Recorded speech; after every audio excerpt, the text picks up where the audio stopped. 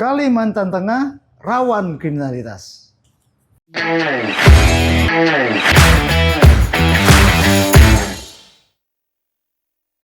Halo teman podium.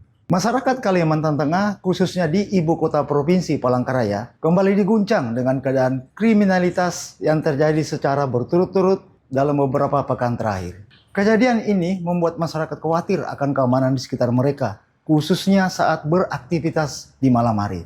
Pada Kamis 22 Agustus 2024, sekitar pukul 11 malam waktu Indonesia bagian Barat, terjadi dugaan aksi perampokan di sebuah minimarket di Jalan RT Hamilono, kilometer 5,5. Peristiwa itu terjadi saat para karyawan tengah bersiap untuk menutup toko. Pelaku yang mengenakan jaket hitam masuk secara tiba-tiba dan langsung menuju kasir.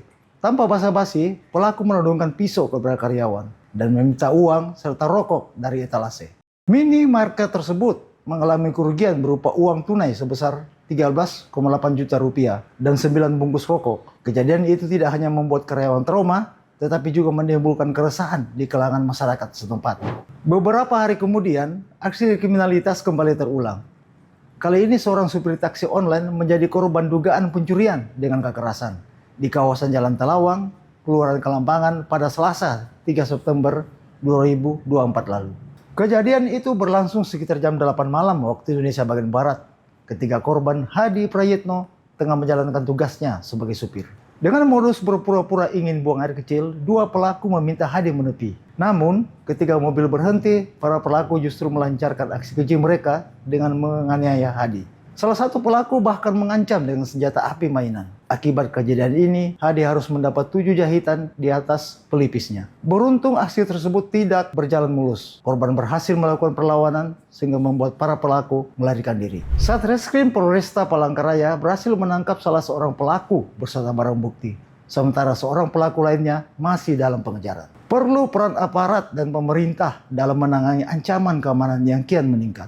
Sebab dengan dua kejadian kriminalitas yang terjadi secara beruntun itu memunculkan pertanyaan besar dalam benak masyarakat. Masih amankah daerah kita? Banyak faktor yang menjadi penyebab terjadinya tindak kejahatan, bahkan meningkatkan kriminalitas. Surensa Halim, seorang praktisi hukum di Kota Palangkaraya, mengungkapkan, banyak pelaku kejahatan yang terdorong melakukan tindakan kriminal karena kesulitan ekonomi.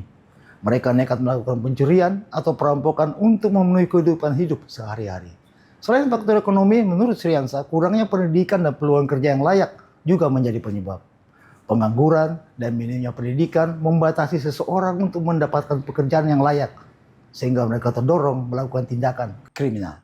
Situasi ini menuntut peran aktif aparat penegak hukum dan pemerintah dalam menekan angka kriminalitas, baik dengan patroli rutin maupun edukasi kepada masyarakat agar terhindar dari tindak kejahatan. Masyarakat diimbau untuk selalu waspada, terutama saat berada di luar rumah pada malam hari. Seyogyanya masyarakat segera melapor kepada pihak berwenang jika mendapati sesuatu yang mencurigakan. Jika ada seseorang melakukan gerak-gerik mencurigakan, segera melakukan langkah pencegahan dan antisipasi.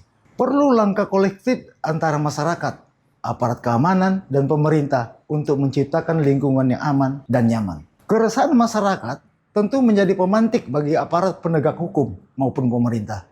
Sebab wilayah yang aman dari kriminalitas adalah rumah yang nyaman untuk ditinggali. Lantas, sejauh mana keterlibatan kita menciptakan rumah yang nyaman itu?